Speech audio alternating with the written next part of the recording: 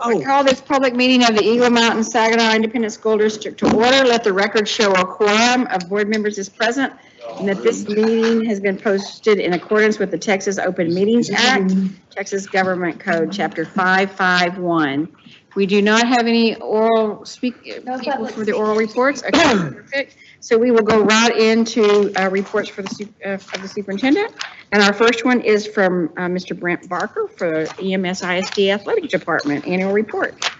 All right, Dr. Tolbert, board chairman now, board president, excuse me, and then Dr. Chadwell and board. I'm honored to be here this evening to talk a little athletics with you all and everyone in the room, especially Miss Mary Jones. She loves to talk athletics as well. But I also want to introduce Tricia Levick, John Eminsham from our athletic office, who do a tremendous job and helping us oversee all athletics throughout the district. I also want to recognize Mike Peters, who is our campus coordinator and head football coach at Saginaw, who also does a tremendous job at Saginaw, keeping everything moving. It was another tremendous year in athletics in the EMS ISD, and I'm going to quickly talk about last year, 2022, 2023, 2024. We did have a state champion that we recognized here in the boardroom, Grant Morgan, championship high bar from Saginaw. We also recognized Francis Aurora from Saginaw, who was a girls powerlifting state champion. We had a couple of state runners-ups. Lucy Lambert from Boswell High School, another power lifter. And then, of course, Saginaw boys gymnastics teams finished second. We also had 20 individual and 3 team state qualifiers, and they were spread out all throughout all 3 campuses. And again, a common theme these days, because our lady powerlifters are beginning to take over, but we had a number of, and I think there was 5 from Saginaw that competed in the state powerlifting meet. We had 9 district champions this year. At Boswell, we had our volleyball team for the 4th year in a row win the district championship. We had an undefeated team tennis. At Boswell, we had girls cross country, girls gymnastics, girls powerlifting, girls spring individual tennis won the district championship. And then, of course, a record-setting Boswell baseball team that went 14-0 in district and had a great season. At Chisholm Trail, our boys spring tennis won the district championship, and at Saginaw, again, our boys gymnastics, a common theme over and over again, win the boys district championship. We also had 27 individual district champions. Those include a lot of track people, as well as tennis, powerlifting, individual sports. We had 9 regional champions, and we had 4 area champions. And of course, track is the only area meet that we have. And of course, all 3 of our schools were represented. Saginaw had 2 area champions, Boswell and Chisholm each had 1. Many district, all district players. I'd like to recognize one that I thought was an MVP, and that was Mr. Bell's son, who was outstanding this year and won about 5 games in a row and never gave up a run. But he was just all district. But we had a number of district superlatives, MVPs, offensive and defensive players of the year, setter of the year, goalkeepers of the year. So we had 20 of those. We also had 5 coaching staffs that were the coaches of the year. We had 20 teams advance or make the playoffs. Excuse me. We had 20 teams make the playoffs. A couple of them set records. The first one was the Boswell girls basketball team, finishing the year 35-6. Beat Keller, San Angelo Central, El Paso Eastwood, Hebron, and ended up getting beat by South Grand Prairie at Wilkerson Grimes. But they went as far as any girls basketball team had gone since 1976 and 77 at Boswell. Boswell baseball team set a record for wins at 32. And they were 32-8, beat Byron Nelson in the playoffs, Midland Legacy, and ended up getting beat by J.J. Pierce in the 4th round and had a tremendous season. I did want to bring up, because it's always good to beat the South Lake Carroll Dragons, but Chisholm Trail boys basketball had a great year. They were 22-8. If you missed it, you missed a great game, but they beat South Lake Carroll in overtime at Birdville. And then, of course, at Saginaw, we had another record of going to the 3rd round in boys soccer. Boys soccer team was 13-9-2 and beat O.D. White and Lake Dallas, and Coach Yoakum and his team had a great season. We had 54 seniors participate in our annual signing day. And then I did want to bring up that we don't have middle school sports. We have 14 teams or 14 schools that are in our league this past year. Moving forward, there's only going to be 11, and they would be R6, Azles 2, Brewer, Castleberry, and Springtown. And so there's a little change there, and I'd be remiss if I didn't bring up our Trailblazers, and they were recognized here in our boardroom of the number of kids that participated successfully, as well as went to the state track meet, and Coach Casper and her 2 assistants did a tremendous job. And then I'll close by putting on the board, and I think you all see that, the future. The future is exciting, and the fact that we've got Eagle Mountain Saginaw, or Eagle Mountain High School, and Dr. Gatlin and Jeremy Mullins and Kat Forrester have done a great job of putting together a great staff. Beautiful facilities, and we have a lot of people to thank for that. And as you can see, we will play in the 4A classification, and with that comes teams that we probably haven't seen in EMS ISD ever before. And so we're excited to play new schools like Crum and Bridgeport and Burt Burnett and things like that, depending on what sport it is. You'll see there's a wide variety of schools that are all across North Texas. We're also excited, and I know Coach Peters is really excited as well, that both Chisholm and Saginaw will be in Class 5A. And of course, our football district's different than the basketball and volleyball district. And so we believe both in the 4A and 5A districts that all of our teams will have a chance to be very competitive. And then Boswell will remain our 6A school. And again, we've joined the Mansfield district, and it shows, and they're fortunate enough to put the wrestling to be able to wrestle from all across the Panhandle all the way down to El Paso and things like that. So we believe next year is going to be an exciting and great year. We also believe it's going to be a crazy year because we'll be going to a lot of different district meetings at different levels and things like that. So just wanted to hit the highlights of last year and talk a little bit about how excited we are to be in 3 different classifications and a lot of different districts for this coming year. And does anybody have any questions? Questions? Any questions? Ms. Mary, any questions? Yes, great job.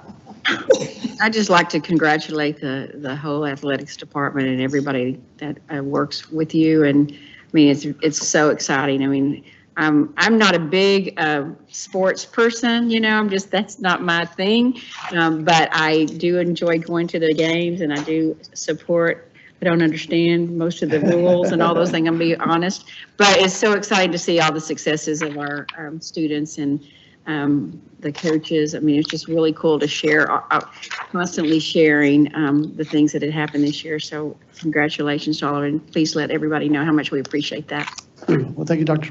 Tolbert. I know that we all are blessed to work, but especially in the athletic department here at Eagle Mountain Saginaw.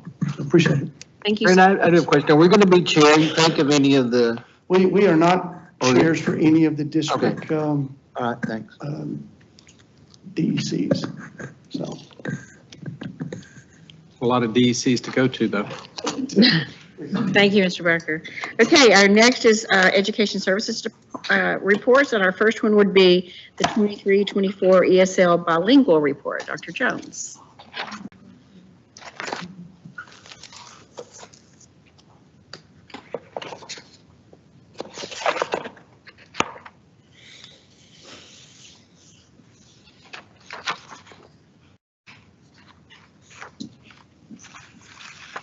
Good evening, President Tolbert, board members, and Dr. Chadwell.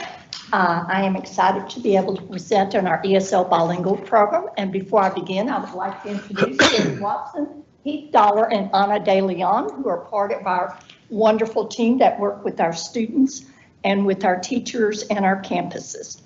As always, we support the district mission to foster a culture of excellence that instills a passion for a lifetime of continuous achievement for every student. Okay, the number of students in our ESL program. I would like to let you be aware that we are continuously growing. And as you can see, our bilingual program is not growing. We're pretty much staying the same as far as in our Spanish K, pre-K 5 program. Okay, But where we're growing is our ESL students, many of the other languages that are moving into our district. And so we're increasing in our bilingual ESL program about 1% or more per year. If you'll look at the trend that we've had there, we went in the ESL 9.2% in 2021 to this currently, we went to 12.9%. Parent denials, even though these parents deny services sometimes when they leave our bilingual program thinking it's a whatever reason, even though we encourage them to stay in, those students are still considered our emergent bilinguals, and they do count as those students, and they still have to take our TELPAS test. So there are not any advantages for them to get out of that.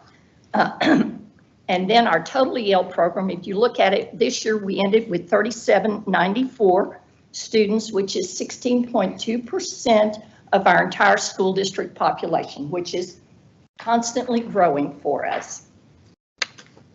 And most frequently spoken languages, here we have listed the top 9 because Spanish, as always, is still our top language spoken in our district at 58.9%.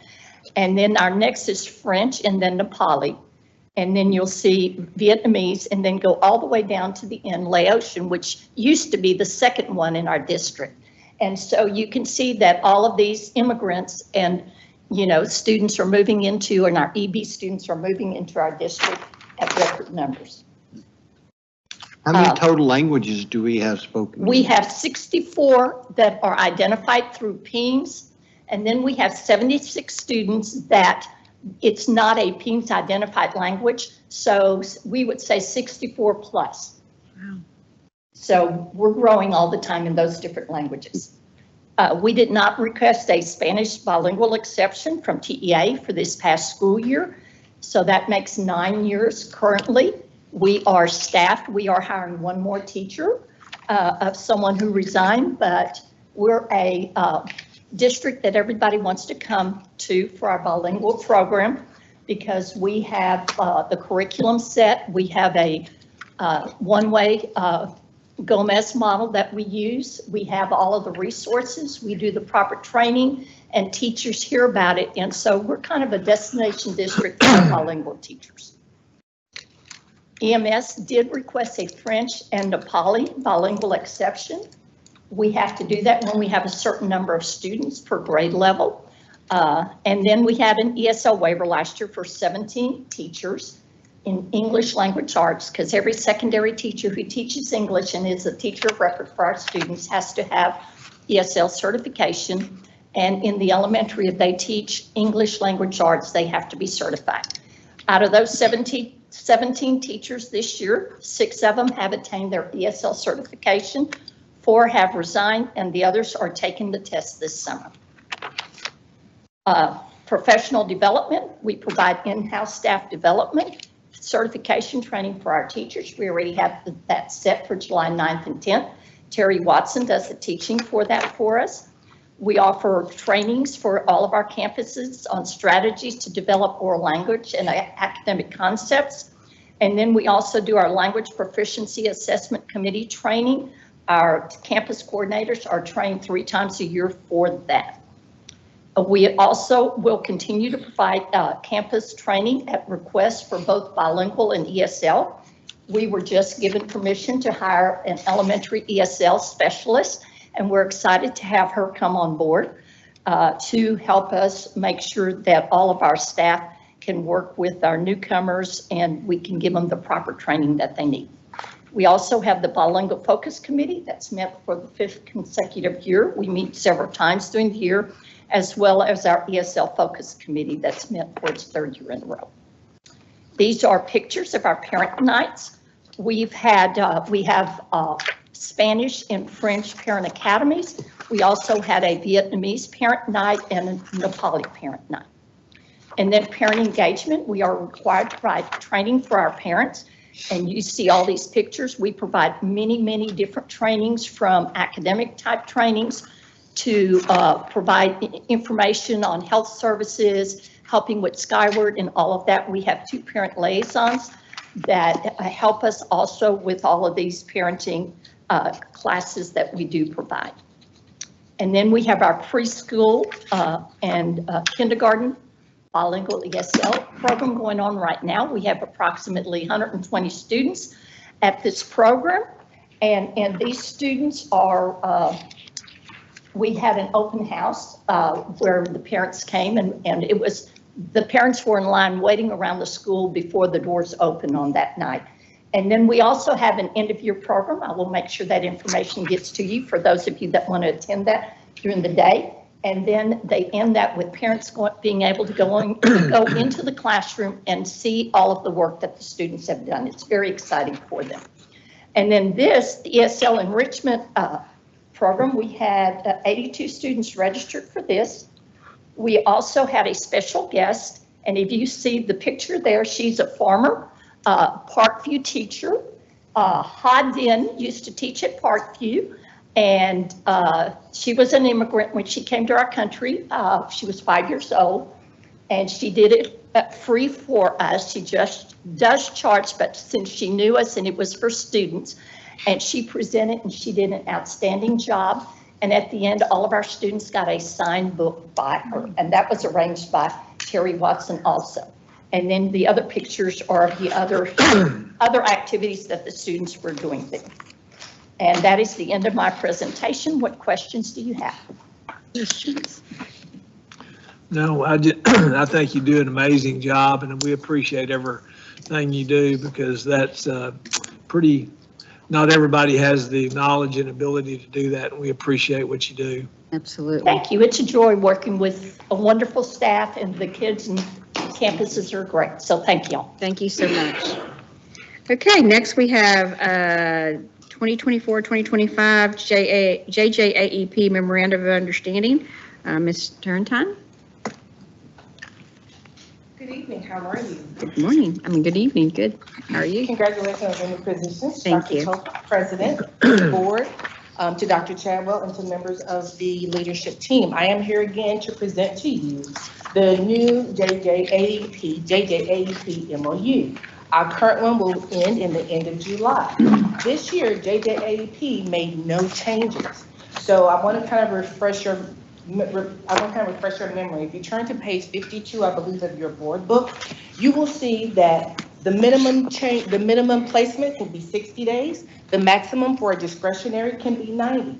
But they have held fast to the only time that they will have in a 12-month, or what we call a 180-day placement, will be for firearms only, or for weapons.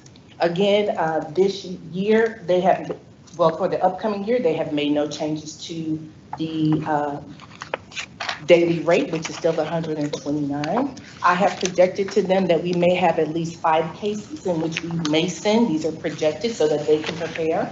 And we may send them for 5 cases for 60 days, which equals out to be about 30 days. This year, there was only 1 student that was sent on a mandatory, but it was an off-campus incident. The case was dismissed and he was brought back to campus. So do you have any questions? Questions? Thank you so much. Well, thank you. This will come back to you in July for your approval. Thank you, Ms. Thank you. Turrentine. We appreciate it very much. Okay, our next report in Education Services is 2023-2024 Student Drug Testing Report. Mrs. Davis Martin. Good evening. Good evening. Madam President, Dr. Chadwell, the board, district leadership. I'm here to present to you the 23-24 random drug testing data for students that participated in extracurricular competitive activities. We tested 1,473 students.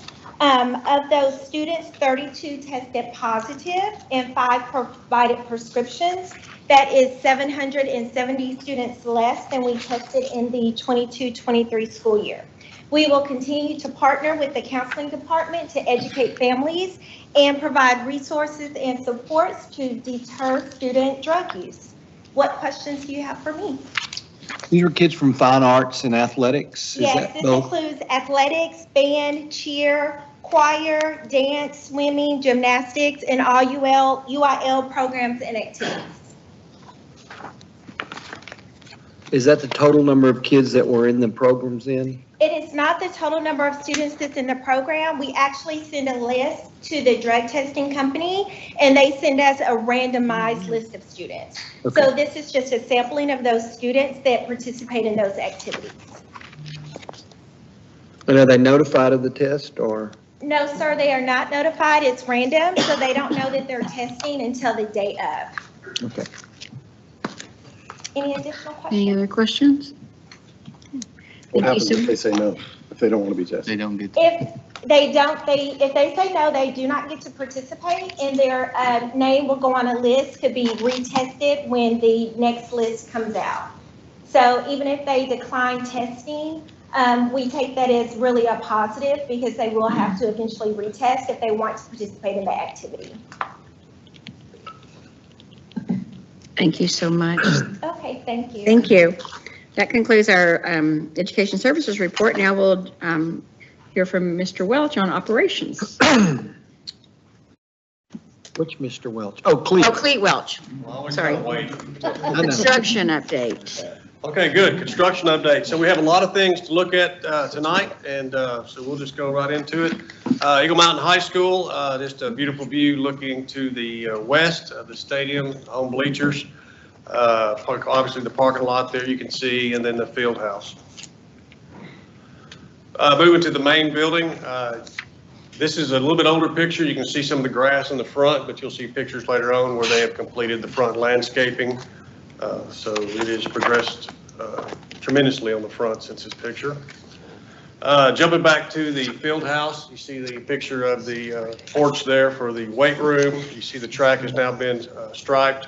Football field's been completed, and obviously they began last month. They began June 3rd working out with students in this part of the facility. And it has the nighthead on the locker room right on the right side. Looking into the main building and some athletic areas, you've got the wood floors. You see one of them has a lot of things that we hold them for storage, which was some of our items.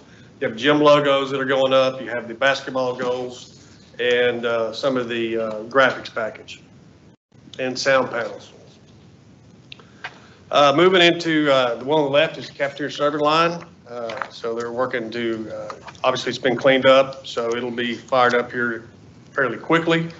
The one at the top is just, you see those workers there, they're finishing the cafeteria platform. So if there's any presentations in that area, we really don't have in a lot of our places a natural place to do that. So this one does have that. And the one on the right is just showing kind of an entrance or up high feature with the lights. They're small cylindrical lights. Lecture hall, you have the small one on the right, the large one on the left, and you see there's something white in the middle where the wood is. That's where you put the Promethean boards and the marker boards. So those have come along, and they're, as you can see, it's a finished product in that area, except for those things. As I mentioned a while ago, the front landscaping, these is an example of the front of the building now. You see, and the east side of it, where you have the landscaping. The one on the right is around the office area, has the trees, the bushes. And then the one on the left is the front of the building.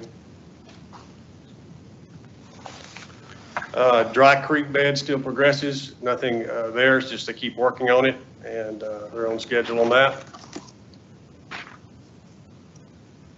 Just some other things. The road switch has occurred if you've been by there.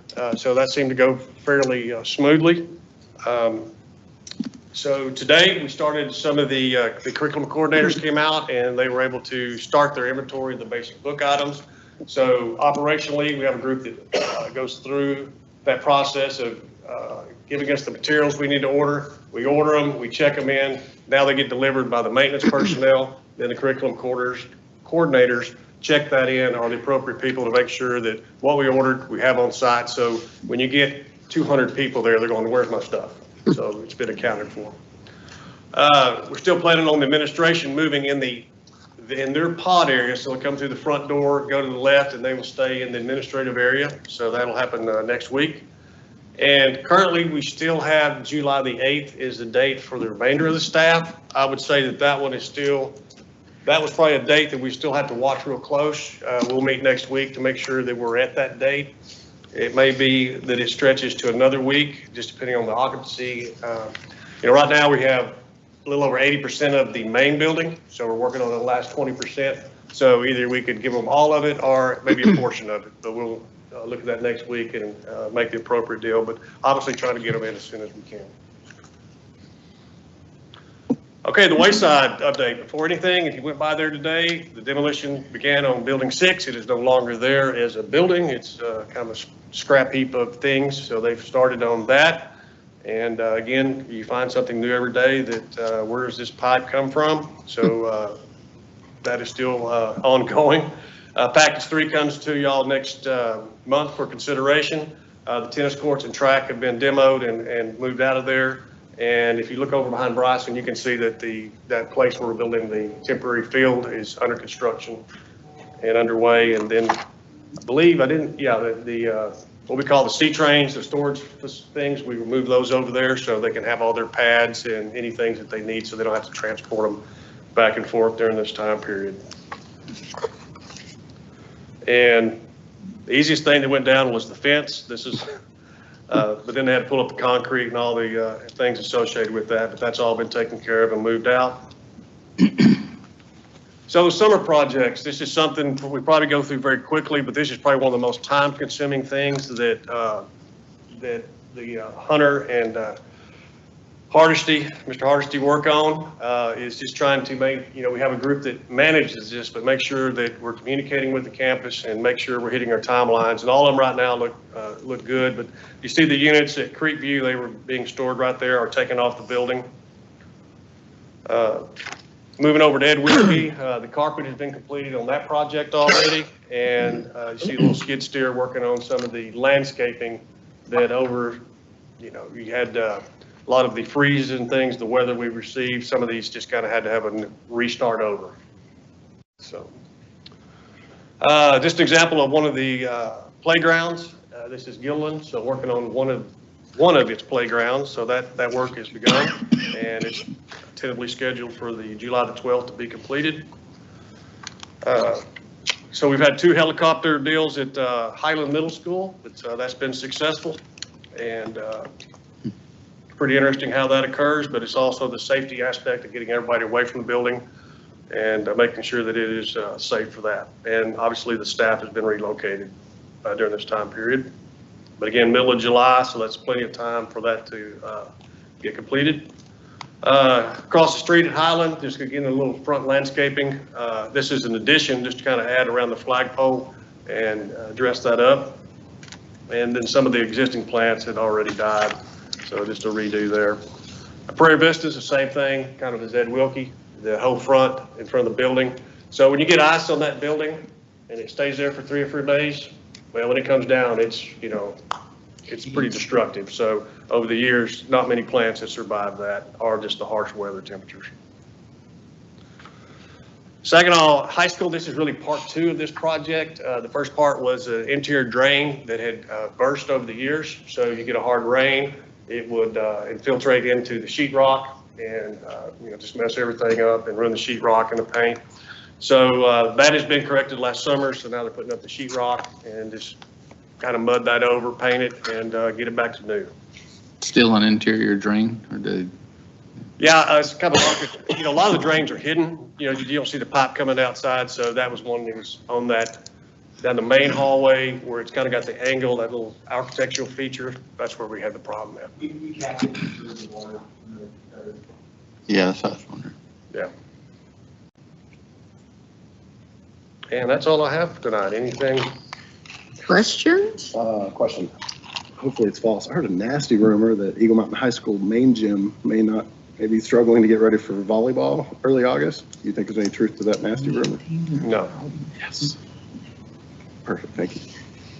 Now, some people like to make that just to make people nervous, but I think it's Beautiful. Is that like that July 8th type deal? Is that when the rest of that stuff falls in? I mean, I know there's like a Yes and drainage no. issue, yeah, Yes with and no. baseball and stuff like that. I know they're working that out and stuff, so. Well, I mean, Seen that the all worst the time. case scenario for like the baseball, we're looking around the 1st of August.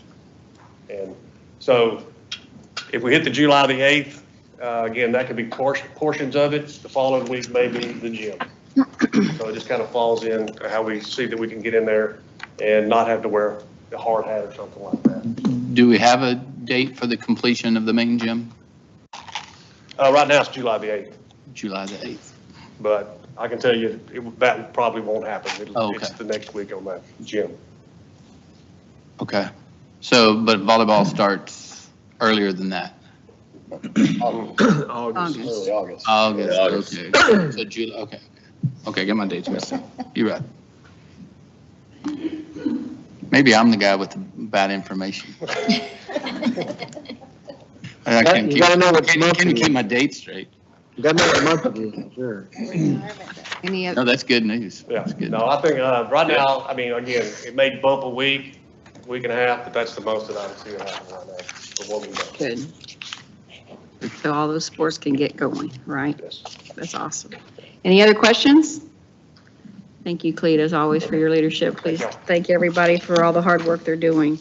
Our next favorite report is finance, Mr. Rob Welch. You're my favorite. Thank you, Mr. Franklin. All right, so tonight, we do have an update for you for the 2024-2025 budget year, a quick look at the forecast. And just backing up a little bit and just reminding y'all where we are in this overall process when it comes to when we're talking about the funding for this year. Going back to 88th legislature, that regular session began back in January of 2023. So we're, 18 months ago with $32 billion in surplus for the state. And, that ended in May 2023 without the school finance bill. So there's no change in the basic allotment and no change was provided in the way of compensation with that as well. So there were 4 special sessions since then. All of them failed to pass a bill to increase the basic allotment or dictate any level of compensation. So with that, we're still working on, the whole funding solution. Looking into this year, next year, and even beyond. So House Bill 3, a couple of tidbits that did pop out of the legislature action was House Bill 3 with school safety. That provided about $400,000. The real bill of what they required there for school districts, in our case, it would have been, we'd already taken on some of that responsibility. It would have been over $2 million. It was definitely an unfunded mandate there. Our net cost was an additional $1 million from where we were at that time. So, not necessarily help coming from the legislature in that session. They did have some action that relates to school finance in the second special session with Senate Bill 2 that provided property tax compression, but while they were taking on a larger share of the school funding revenue allocation for districts, it didn't add to the amount of money that districts were receiving. The basic allotment is still the same, so ultimately that was not an increase to Eagle Mountain Saginaw ISD or other school districts. Back in March, we met and had a budget workshop. Since then, there's a lot of moving pieces with the school district's budget, both on revenue and expenditure side. And so just some quick updates on where we are in that process right now. We still basing off of the projected enrollment of about 600 ADA. I know we heard from our demographer last time and with a projected increase of, I believe, 659 students. So we adjust for the actual attendance levels of enrollment increases. Property values, again, while we see those continue to increase each year, we also don't necessarily benefit from the increases on our property tax base because the school funding formula equalizes and comes back to whatever that amount per student is. And so, again, without any change to the basic allotment, we don't necessarily see any value out of the increase in property values.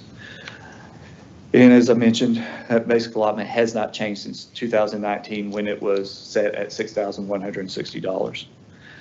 The other thing, and a reminder, as we roll into 2024, 2025, it's any monies that we have related to the ESSER funding is being utilized in this year, finalizing that amount. There are no ESSER funds for the 2024, 2025 year available. And then we also got the news of our SHARS system with a decrease in funding to the state. We are seeing that distributed out to school districts, and we'll see a decrease of 1.5 million from our targets on SHARS revenue. So our total projected revenue is 246.4 million. Looking on the expenditure side, we looked at a number of scenarios when we met before, and we're continuing right now under the current projection is we're maintaining all the budget reductions from the 2023-2024 year, rolling those forward. And then we added the targeted additional reductions of $7.5 million. We also continue to have to provide the required programmatic spending in for those special allotment funds that we have in special programs, bilingual ESL and compensatory ed. And then we saw overall increases in operating that we have to deal with that, we don't have a whole lot of control on. There's a lot of, just inflationary factors that we all see both in our households, but also in how we operate the school district as a business here. So we have the most outstanding one is property and casualty insurance increases. And right now we're estimating that about $2 million. We hope we come in under that, but that still is a significant amount. And, just kind of tying back, we've seen that increase significantly over the last 5 years. At one point that was about 1.2 million. And in 5 years, we're going to be probably close to 7 million. And that's not something that's ever factored into the state funding formula, those operational increases. That's a significant number, but that's a piece that we're all dealing with. Throughout the entire budget, there are items similar to that. So total projected expenditures, $259.2 million. Math on that is a $12.8 million use of fund balance. And just kind of recapping what that looks like. So at the end of the 2023-2024 school year, here in a couple of months, we are estimating that we'll be about $68 million in fund balance. That's equivalent to 101 days. And that's a little better than where we were with our budget at the time of our budget workshop. Again, a lot of moving parts, a lot of things. We had a couple of positive things help. A one-time prior year revenue or one-time revenue from a prior year property value audit that will cycle through, and we'll get to take advantage of that $1.2 million in this current year. That'll go into fund balance. That will help our starting position and help where we're going to be as we look to our future forecast. Then just kind of taking all that information and looking at what does that put us in fund balance at the end of 2024, 2025. We're looking at being about $61 million, which at that time will be worth about 87 days of fund balance. And just a reminder, these are all targets. Fund balance is a measurement on August 31st of every given year. We operate a school year before August 31st. We operate it after 9/1, September 1st. But that date is the date. So there'll be fluctuations in those numbers. When we talk about fund balance, there'll be just natural fluctuations of just operationally things happening on either side of that date. And so just remember, we look at trends, and but want to just remind that those numbers have some estimates built into them. And then in the next next information item that, or report that you hear from, you're going to hear about the details of a compensation proposal for 2024-2025. That's going to equate to a proposed 2% on actual salaries and does not include any adjustments to the stipend structure. But if we do a total of what our projected expenditures will be, including the compensation proposed, that would be an expenditure of $263 million, and that would move our fund balance projection to about $57 million or about 80 days. And so that does take us below the 90-day target that we've had for years, but we keep that target in place and try to build around that, knowing that it's there for us to deal with dips and valleys and things that pop up. And so strategically using fund balance is part of that projection and the plan for 2024, 2025, and then looking forward. And we'll see where, obviously we'll continue to see right now without anything emanating out of Austin that looks beneficial for the next session in the way of funding.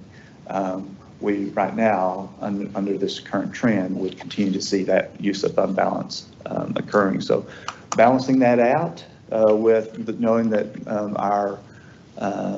our employee base, our family of employees here at Eagle Mountain Saginaw are also dealing with inflation factors that that I've mentioned before. They're dealing with the same things in their households. We're trying to come up with a way to ease some of that and take care of our employee base best we can. One of the things that we just recently received after the budget workshop was we did get the TRS Active Care premium rates for next year, and we saw some potential depending on where people fall. And but most of our employee base that participate in that will see an increase to their monthly premiums. And again, looking for opportunities to assist and support where we can. So with that, I don't have any additional items with the forecast update, but I'll be glad to answer any questions.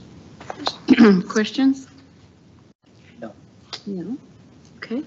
No questions? Okay. Thank you, Mr. Welch. Thank you. Appreciate it. Okay. Our last report from Human Resources, Dr. Gamel.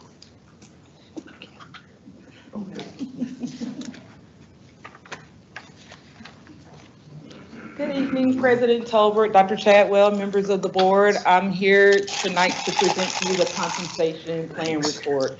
I'll go into a little bit more detail than what you just heard from Mr. Welch. This is a practice that we conduct every year. So the purpose of the compensation study really is to see where we are in the market. We want to stay competitive.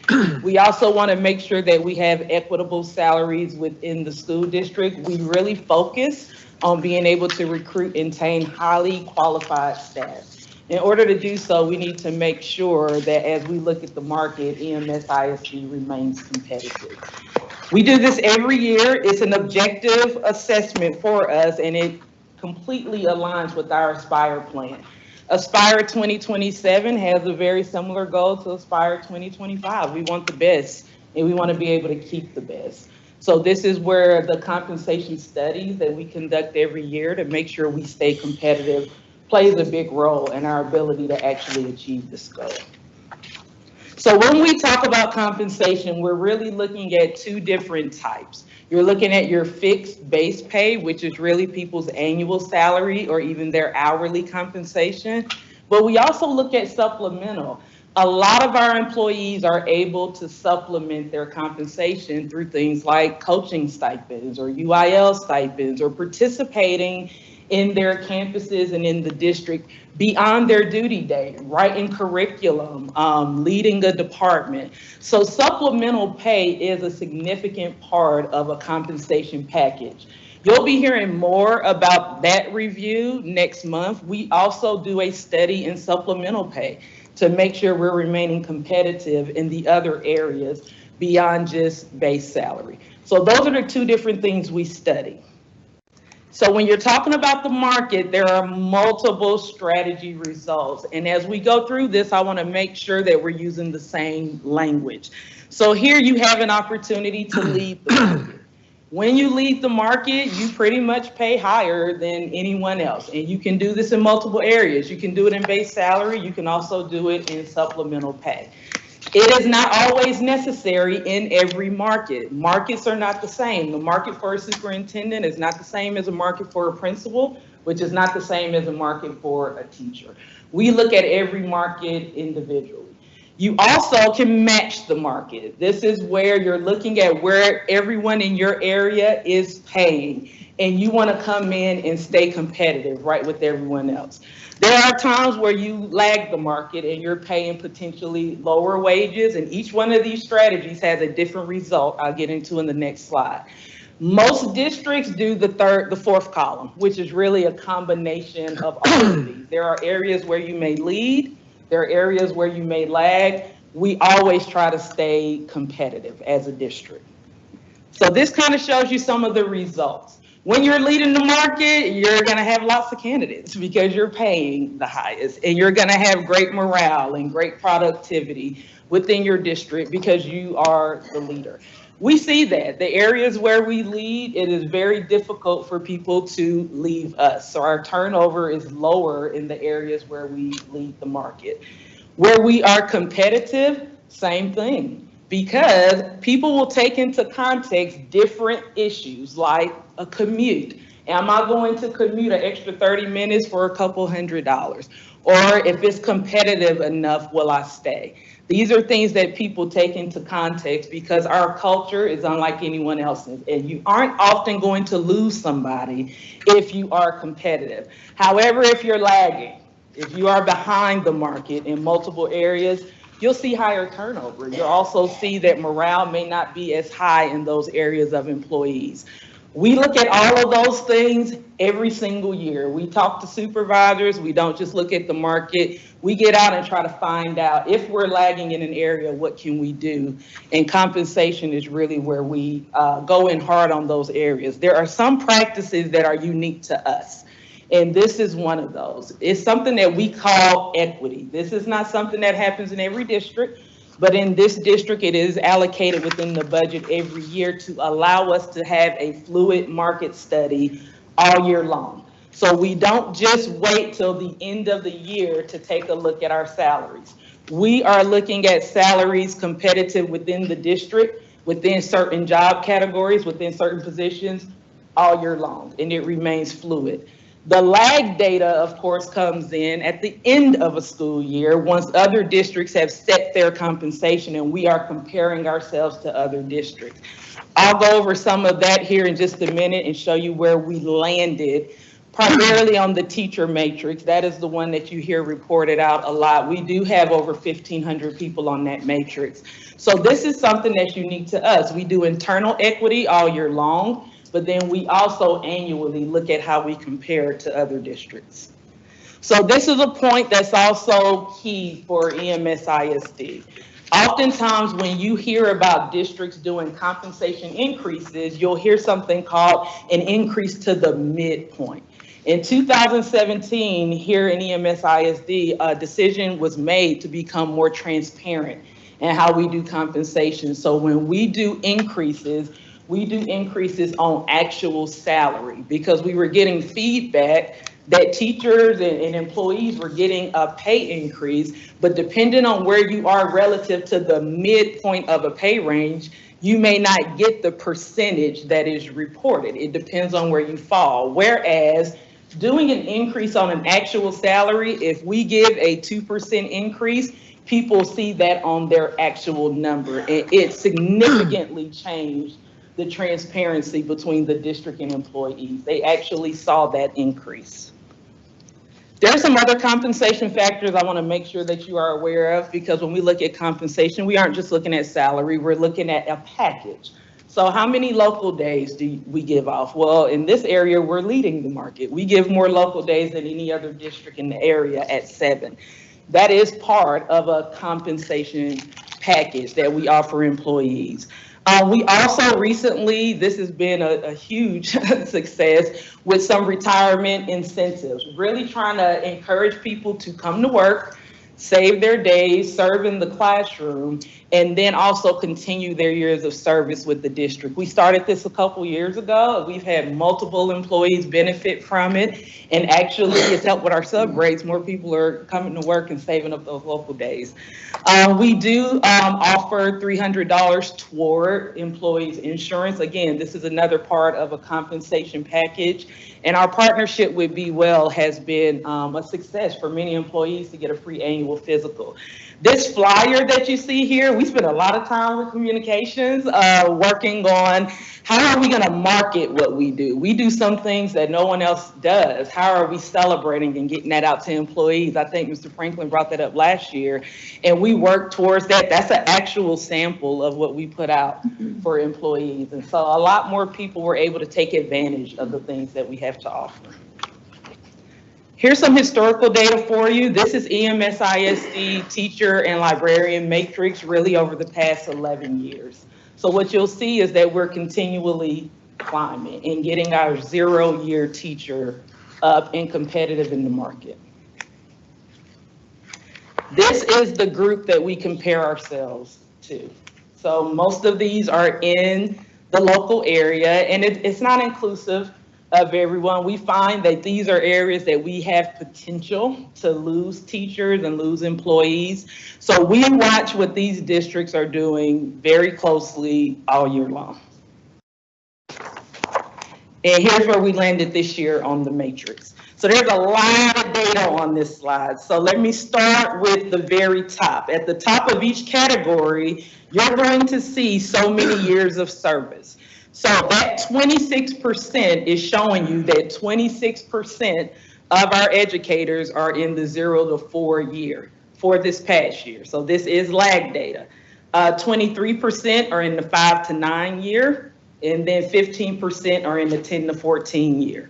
So what you see here is that we are competitive. We are about $679 from the mean, and it goes up to $1,600 at 5 years and then $2,000 at 10 years. The other thing I want you to notice is sometimes you're really only talking about a couple of $100 when you're looking at other districts. We may be at $60,200 and someone else may be at $60,500.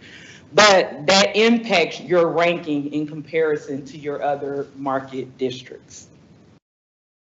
And as you go up, what you'll see, the number of teachers and employees at each level, it decreases significantly. The vast majority of our teaching force is in the first 10 years of their career. We remain competitive.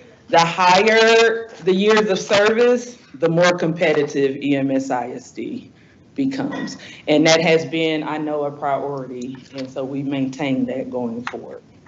So on this slide here is 3% of our teachers at 30 to 37, and it is the one place where we're actually above the mean in the matrix. So we do have a recommendation looking at all of this research, all the market studies, all of the equity adjustments. We spent pretty much the majority of our equity adjustments this year in our auxiliary staff. That is an area where we were lagging the market. In our custodians and in our child nutrition. So we have a few office staff people as well, a lot of hourly positions that we have already done the study and applied the equity adjustment to get them competitive in the market. I cannot say that even with those equity adjustments, they are leading the market, but they are significantly more competitive than where they have been. Overall, what we have seen is many of our local districts are doing increases. So we are coming with a recommendation to do a 2% on actual salaries, including the hourly positions that received equity adjustments, but excluding the supplemental compensation. When you see that next month, you may see some adjustments to the structures of the stipends, but we are not recommending a 2% increase on the stipend structure. So this is what that looks like. You'll see that our 0-year teacher will go from the $60,200 to $61,350.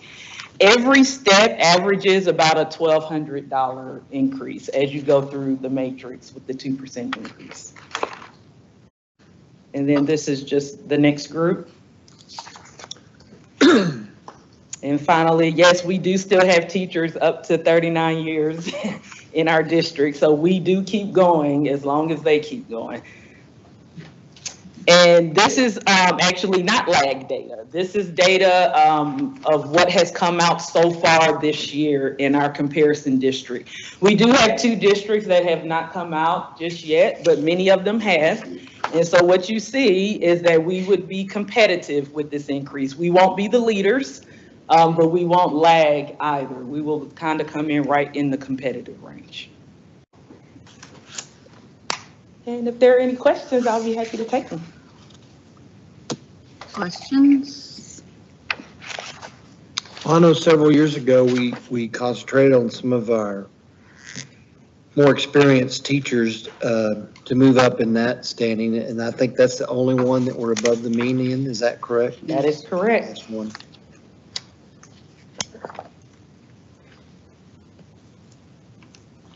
One of the areas that's difficult to show because there's so many different parts is when we talk about supplemental compensation, I would say we lead the market in the majority of those areas.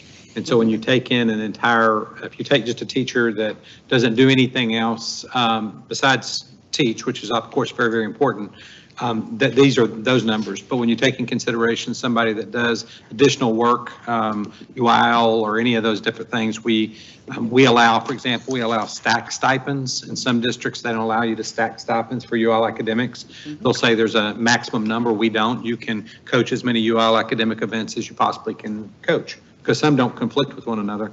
So we have people that will take on 3 or 4 different ones, which allow them to do that, plus the additional stipends. And so their actual salary can look significantly higher.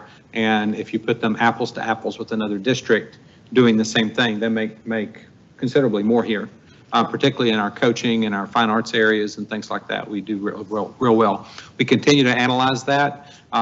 The really main reason that's part of the reason why we don't feel like we need to move forward with that this year. We have applied compensation increases, 2%, 3% to those to stay up. This is the year, I don't think this is the year to do it, simply because we are doing our best to make budget and to stay above at least that 80-day threshold that Rob talked about earlier. However, we are looking at it closely. We're not ignoring it. We are paying attention to make sure we don't lose that competitive edge. We are not losing people in those areas based on any kinds of salary issues. They're not leaving because somebody else is paying a larger stipend in that area, which compensates that additional work that they're doing beyond their normal classroom day, which I think is a positive thing that we have. It's harder to show. Now, people that are in those areas know, they know how much a basketball coach or a football coach makes or a soccer coach. They know that. And when you look at those things that we're able to respond to, so if we see we're lagging in the market in those areas, we would bring them forward.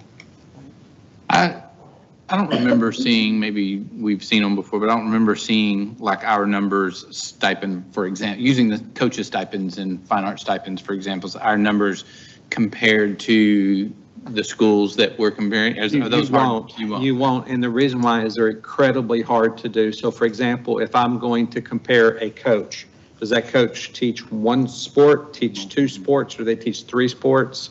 Do they have additional duties in addition to that? Like, for example, they have summer laid into that. So we really have to look at it at a very granular level, and it's hard to show it on a chart because you may say, oh, they make a lot more money.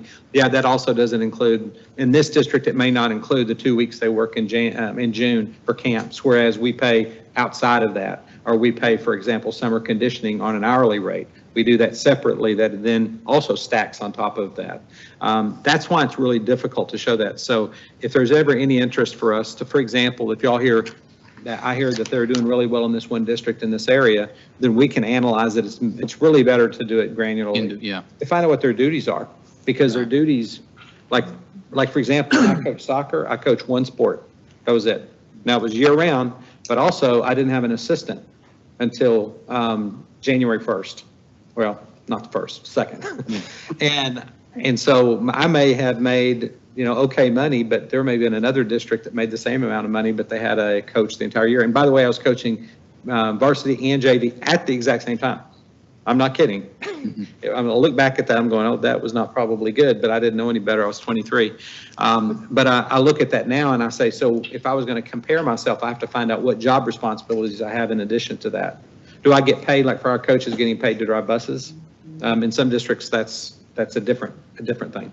So there's a lot, and I don't mind bringing anything to you, but it's nearly better to do it a specific sport to a specific district to weigh them apples to apples. We'd be happy to do it. Any other question? I'm kind of more interested in this getting closer to the mean on these and moving back up, because I think this is probably the lowest we've been in a while. It is, but going back to what I said just a second ago, everybody's getting about the same amount of money. So what you have to look at, and this is working with Rob and Doug, is, okay, where do we spend more money, less money? Do we spend less on compensation than somebody else total package? Not necessarily the case. So going back to what I said earlier, we could, if we didn't do what I just described with competitive supplemental compensation, we could go up. It's just that it would go up for everybody at a flat number, but you wouldn't have the money over here to do this other thing that you want to do. And so it's, I'm not saying it's that simple, but it is, we're all dealing with basically the same money per child. I just would want to know when it starts affecting our recruitment ability in HR or any of the other, if we can't get teachers because I say, well, you're paying you're down here at the 10th. I don't teach, I don't do UIL, I don't do anything else, because that's the majority of our teachers. I'll say based on our turnover, based on our fill rate and everything else, I'm not seeing that. But I don't want to convey that that's not important. It is very, very important. If anything, the word that comes out in the previous report, this report is all about balance. How do we provide balance? Because you can't be number one in everything. In districts that do number one, they're not doing other things. They're not doing something that we do. So like Arlington, you're saying even though they're number one in most of them, they're somewhere else, they're not. Right. They're not paying as much insurance money. There's a district, and not that one, that I won't mention, to be nice. If you walk into their buildings, you immediately see what they don't spend money on. So if they wax a floor once every 3 years, then it's lucky. And so those buildings have deteriorated, and the way I know that is when we were doing this comparison, and I had Rob do a deep dive and Doug Kittinger, and look at where do we spend a little bit more or less than others. And there's this one that I'm like, how did they do that? And I looked at that, I'm like, oh, they spend a fraction of what we spend on maintenance and operations. So when something when it breaks, it's just broken. And as I go into I've been in their gyms, if you see a light fixture broken, it's broken today because it's not fixed.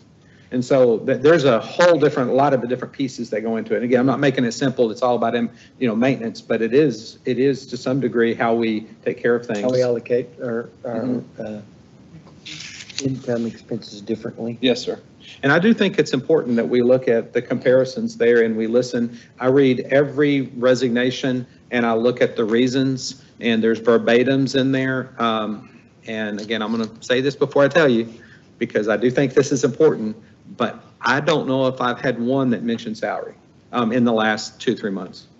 They'll mention other things because we ask for relocation. Are you going to a lateral move? Or are you going to corporate? There'll be more veiled things about the profession. I'm leaving the profession because I cannot take care of what I need to take care of financially on this blank salary. But that salary would be very similar in any district, and they're not staying in the profession.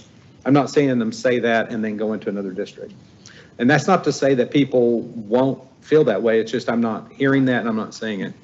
Dr. Gamel, feel free to add anything. I would agree. I think our culture here keeps people here. We take care of each other, and our campuses do a great job caring for their employees, and so we don't hear people leaving over money. There is a lot of stress in the profession, but the same district you mentioned is an example of a district that does not allow stacking of stipends. So there are districts that say you can only get 3 stipends at max. We have teachers who supplement their income upwards of $20,000 just in participating in their campus that aren't coaches. Coaches obviously do that, but we have other people who participate and engage in their school. and supplement their salaries that way. So our concern is making sure we stay competitive, which is why we are bringing this forward. I would be concerned if we did not go forward. We would now be in that lagging group for our teachers. I don't think we should ever lag. We definitely need to stay competitive. The number I look at mostly is the two numbers. I look at the differential from the first spot and the differential from the mean, because there's a lot of districts. I mean, there's just a lot of school districts. When we get the report from UEA, which is very helpful, we all look at that. There's a lot of districts, and some will wait. And in previous years, it won't happen this year, but previous years, they've literally waited until July to say, how can we be number one? Yeah. Yep. And they'll top you by $2, $3. Right. And I'm just saying it's a game, in that regard. And so I think if we look across our plan, we also look at balance. Like, for example, not capping a salary. We continue to give salaries 39, 42 years, whatever the number is. There's districts that will cap your top salary. Once you get to the cap, that's as much as you can make. Right, and also the difference on midpoint versus actual. Most districts don't do actual increases. So when you hear an increase on a midpoint, not everyone received the same percentage increase, but they don't realize it until they get their first check, and then they potentially got a 1% because of where they were relative to the midpoint. So that is something else that sets us apart, that when we say a 2% on your salary, you can do the math and your salary increases by 2%. That means something to people, and that's rare in the market. Leave days, we give 2 more. Those have a dollar amount based on your salary. Yes. You can just imagine that on top of that, because you have those days and that value. And again, I just want to say that it is important. When I look at this, the most frustrating thing is it's only 2%. That's my biggest frustration. Sure. And the differential is important, all that. I want it to be more, because the reality, and so I just want to underscore this, I know you know it, but it's not enough. When people are having inflation at 19% in the last several years cumulatively, and right now we have people that still have TRS insurance increases that will be in excess to what they're getting in salary increases. It's not enough, but it's what we can afford to do and manage the budget. Going back to balance, we're looking for a healthy balance to be in the middle, so we don't do anything to affect us negatively in the future, but also to do enough to help our staff. And so it's a hard balance. I think it's the most exciting 2%, because 3 months ago, I think most of us thought that was going to be 0. Mm-hmm. And Agreed. so 2%, it definitely help with insurance and all the crazy things that are going up. So We'd it's like exciting more. 2%. I hope people appreciate it. We would like Yeah, more, assuming it but passes. Assuming it 2%, passes. hopefully we can, yeah. Any other questions, comments? Dr. Gamel, thank you so much. Thank you for all this thorough information. It really is helpful for us, so we appreciate it. Okay, it is currently 6:08 PM on June 17th, 2024. This board will now recess for dinner and then reconvene in a closed meeting pursuant to the following sections of the Texas Open Meetings Act. Texas Government Code Sections 551.071 for the purpose of private consultation with the board's attorney regarding pending litigation, a settlement offer, or on a matter in which the duty of the attorney to the district or board under the Texas disciplinary rules of professional conduct of the State Bar of Texas clearly conflicts with the Open Meetings Act. Section 551.072 for the purpose of deliberating the purchase, exchange, lease, or value of real property if deliberation in an open meeting would leave a detrimental effect on the position of the board in negotiations with a third person. Section 551.074 for the purpose of deliberating the appointment, employment, reassignment, duties, discipline, or dismissal of a public officer or employee, or to hear a complaint or charge against an officer or employee, unless the officer or employee who is the subject of the deliberation or hearing requests an open hearing. Section 551.076 for the purpose of deliberation regarding the deployment or specific occasions for implementation of security personnel or devices or security audits. And Section 551.0821 to discuss specific personal identifying information about a student.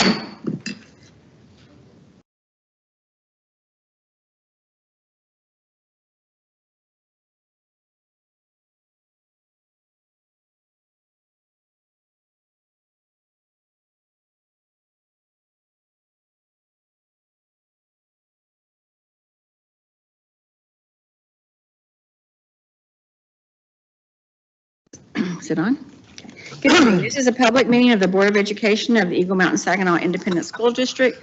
The board is reconvening a public meeting on July 17th, 2024 at 7:11 p.m. and will now consider the subject set forth in the posted agenda. We apologize for starting a little late. We had several things we had to take care of in the executive session. So we're going to proceed to our opening ceremonies with Prairie Vista Middle School, and the assistant principal, Ms. Provo, is going to introduce our honored guests. As they're coming up, I would like to thank you guys for giving us this opportunity, and I'm excited to introduce some of our amazing students at Prairie Vista. So first, we have Edwin Pierce III. He was a sixth grader this past year at Prairie Vista. He is here with his parents, Mr. and Mrs. Pierce. He's a member of AVID, National Junior Honor Society, and the National Kappa League of Fort Worth. His interests are football, basketball, math, science, and engineering. Edwin is CPR certified, and his favorite scripture is Joshua 1:9. Be strong and courageous, for the Lord your God is with you wherever you go.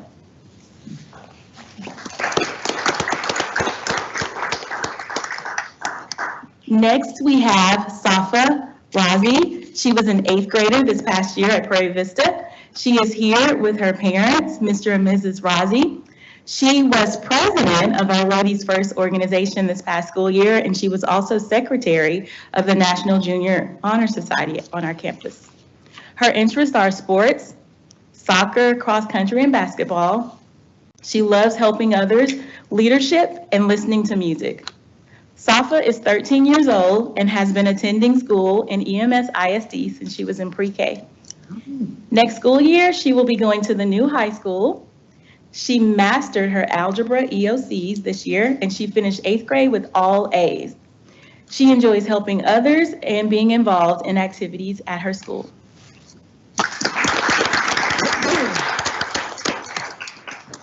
Next, we have Alexandra Amalong. She was a 6th grader this past year at Prairie Vista. She is here with her mom, Mrs. Amalong. She's a member of the Renaissance Club, choir, Eagle Mountain Volleyball, Prairie Vista Athletics, and St. Elizabeth Catholic Church. Her interests are volleyball, art, choir, fashion, swimming, and math. She attended Comanche Springs and Copper Creek Elementary. Alexandra is the youngest of 3 daughters, and she wants to do something in the medical field as a career. She's looking forward to PV girls volleyball tryouts this upcoming school year. She's hoping to make the team and represent our school.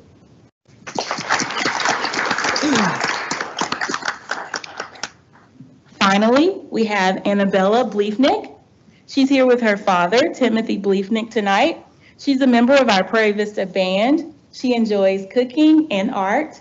She loves watching action movies, and an interesting fact about her is that she was born in Texas, but she's lived 6 years of her life in Germany.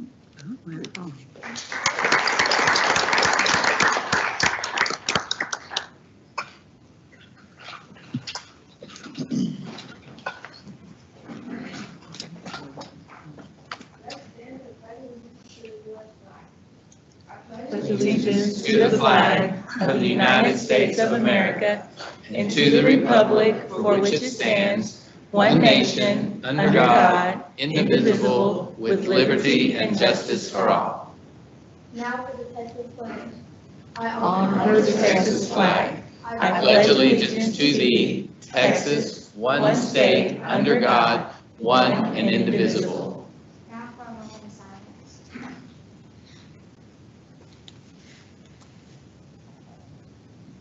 Thank you. Thank you guys for having us.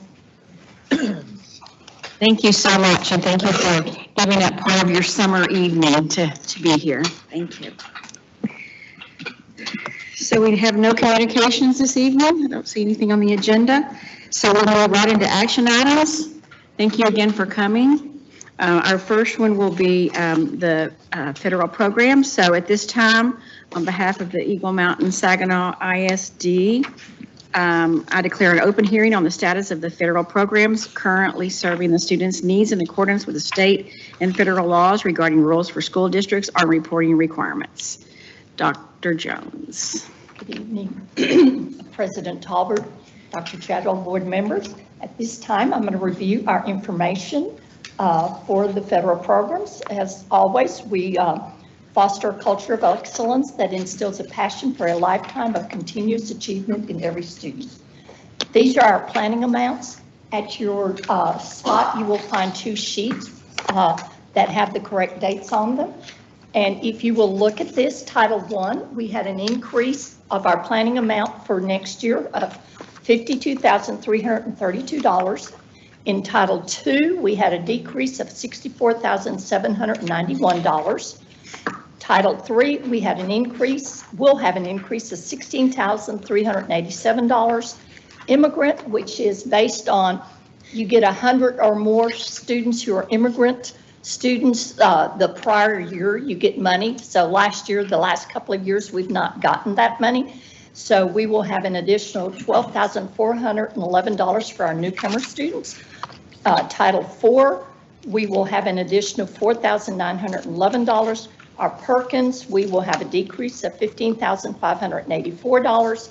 IDEA, for special education, we have an increase of $62,401. And the IDEA preschool, we have an increase of $110. Now, our Title I campuses, we serve 12 campuses that we have identified that we use our funding for, and these are the exact same campuses that we served this year, again, that will be served next year. Title I, all of our title funding is supplemental, and it's used to help increase student achievement and parent engagement. The majority of our funds are used for staffing. We fund our instructional coaches for literacy and for math with our Title I. Title II is used to provide staff development to increase student achievement also. The majority of our funds are used for staffing also.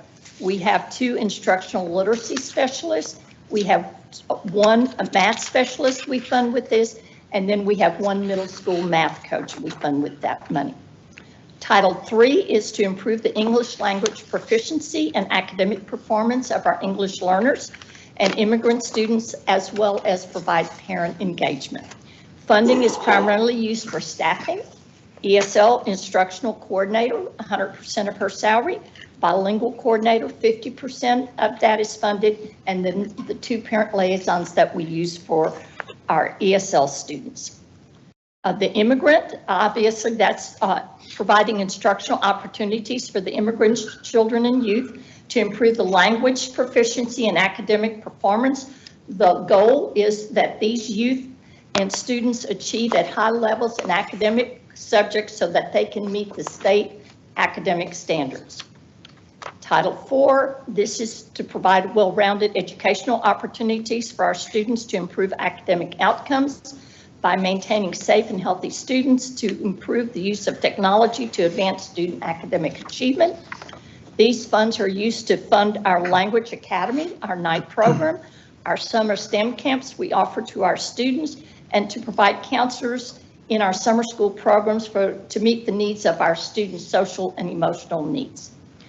And Carl Perkins money, the purpose is to develop more fully the academic, career, and technical skills of our secondary education students, and this is used for a staffing position mainly. And then IDEA formula funds are used to increase the level of services provided for students with disabilities as a supplement to our local and state funds. And these funds are predominantly used for professional staff. Any questions? Questions? So at this time, the hearing is open to public comment. If there's anyone that wants to be heard, please step to the podium.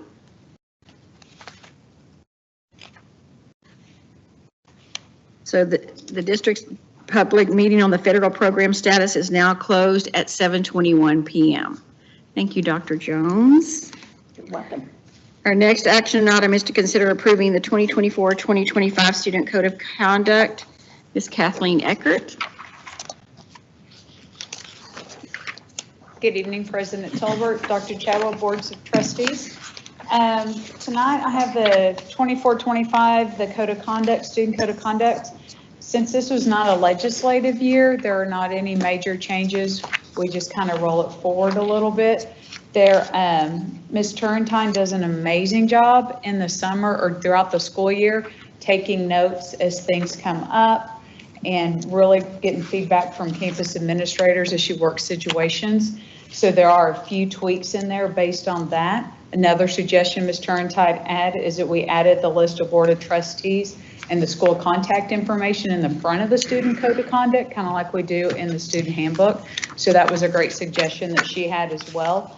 And she also gave us a few definitions that we put into the glossary, a few additional definitions. So everything we did was based on her hard work and diligence through the school year. Thank you very much. Questions? There is at your seat, there were a couple of typos that were caught. You do have at your seat those two corrections. Another one of the corrections we made is the Student Code of Conduct said SBLE, which is school-based law enforcement, or SRO, which is school resource officer. We had that last year at the beginning of the year as we were transitioning to the full-time PD. This year, we are full-time EMS ISD PD, thanks to your generosity. So I went and pulled all the SRO stuff out as well to leave just SBLE in there. We should have that at your chair. Yes, that was at your chairs. Any questions? I recommend we approve the 2024-2025 Student Code of Conduct as presented. Question, quickly, just in looking at just the phone numbers here, I don't know, because if we approved it, it's got same number for Eagle Mountain High School and Saginaw High School. We have to finish the motion. Oh, my bad, Second. sorry, Second. Now you can. Okay, now discussion. sorry. That was my question. I'll get that changed. I'll get that Okay. corrected. Thank you. Sorry, thought I heard a second. Jumped the gun. So I have a motion by Paige, second by Ron. Any other discussion? I just want to make sure I understand it says the correction 7 and 8, SBLE or SRO was changed to SRO. Is that right? No, it's the other way. It's No. just a typo of a typo. Okay. That was another typo. Okay, Trying so to it's gonna work be in the between the SBLE. two meetings today. I apologize. Okay, that's all right. I just want to make sure I No, it understood. says SBLE in there. Okay. If you look, the pages Yeah, are the attached. pages are right. Yeah, Yeah, they the say pages are SBLE. I looked to see, the pages are right, yeah. Okay. Any other discussion? All in favor? Any opposed? Motion carries 7-0. Thank you very Thank you. much. Okay, our next is consider approving the 2024-2025 compensation plan report. Dr. Gamel. Yes, we are asking the approval of the compensation plan report that I presented earlier in reports to the superintendent. I make a motion to approve the 2024-25 compensation plan as presented earlier, and just so it's clarified, that's a 2% raise for everything except stipends. For everyone. For everyone, yes. Second. Okay, I have a motion by Tim, a second by Blake. Any discussion? All in favor? Anybody opposed? Motion carries 7-0. Thank you, Dr. Camille. And Mr. Lee, designate method of procurement for the HVAC equipment at 5 campuses. Good evening, President Tolbert, members of the board, Dr. Chadwell. Texas Government Code 2269.056A specifies that a governing body of a governmental entity that considers a construction contract using a method authorized by this chapter other than competitive bidding must, before advertising, determine which method provides the best value for the government entity. The recommendation is to designate competitive seal proposals as the method that provides the best value for the district for the HVAC equipment at 5 campuses. So move. I'll second him. Okay. So I have a Motion by Tim, second by Paige. Any discussion? All in favor? Anybody opposed? Motion carries 7-0. Thank you very much, Mr. Lee. Okay, next we have the routine monthly reports. Are there any questions on those? None? Okay, great. And now we have the board planning calendar, Dr. Chadwell. Yes, page 255 of your packet, we'll have a review of the 24-25 preliminary budget, continuation of construction update. As was mentioned earlier at the meeting, the 24-25 supplemental compensation plan, fine arts report, and the annual communications report. Under action items, we have elect designated delegate and alternative to the 24 TASB Delegate Assembly. Consider approving the 24-25 supplemental compensation plan. So that's coming as a report and action in the same meeting. Set public meeting to discuss the 24-25 budget and proposed tax rate, and conduct federal programs public meeting to discuss ESSER use of funds and plan to return to in-person instruction and continuity of services plan. Under consent agenda, you'll see the approval of the special meeting for the superintendent appraisal contract, which we agreed upon a date in November, the 24-25 JJAEP MOU, the shared services agreement for the to implement Students with Autism grant program, and any bids and proposals. Thank you very much. Okay, now I'd take a motion for the consent agenda for approval. I move we approve the consent agenda as corrected and amended at your board place. Second. I have a motion by Steve, a second by Paige. Any discussion? Everybody find that correction? Okay. All in favor? Anybody opposed? Motion carries 7-0. So now it comes to board president's announcements. Just a couple of things, my friends. First of all, I want to thank all the teachers and administration, all the staff of Eagle Mountain Saginaw for their continued commitment, despite all of the things that we've had to make changes to. We hope you know that we appreciate you, we love you, and we are continuing to do the best we can to make sure that you are taken care of. So we are happy for the 2%. We wish it was a whole lot more, but we're happy that we could do that, and we'll keep working. Also, for the board, SLI is this weekend. It's a board training Thursday and Friday at the Omni. There's also a client appreciation dinner on Thursday evening for those of you that can join this Thursday evening. The district will be closed, as a reminder, July 1st through the 5th. Happy summer to all of you for a well-deserved break. And I believe that's all I have. Superintendent's announcements, Dr. Chadwell. Yes, thank you. We also have the maintenance and operations, or our maintenance and custodial appreciation lunch on July 24th at Chisholm Trail High School at 11:30. Also very excited, we have the Eagle Mountain High School ribbon cutting and tours ceremony in the Performing Arts Center there at Eagle Mountain High School on August 1st at 6 o'clock. Back to School Bash is at the Hollenstein Career and Technology Center that Saturday from 8 until 10, followed by convocation at Chisholm Trail on August the 5th from 10 to 1. So first day of school is coming very quickly on August the 12th. And since the music has started, then I will end my report at this time. Mavericks have started, that's what they are. I do want to echo Dr. Tolbert, just that I'm really very thankful for your work, working on budgets in such a challenging year. Thank y'all for all the time and effort you put into it. And as I used the word balance earlier, just trying to find a balance between all the different challenges and things. And I really appreciate your support and leadership to support our staff. So thank you very much. Madam President, seeing as how the Mavericks just tipped and there's nothing further to come before this board, I move we adjourn. Second. Okay, have a motion by Steve, a second by Paige. All in favor? Opposed? Meeting closed.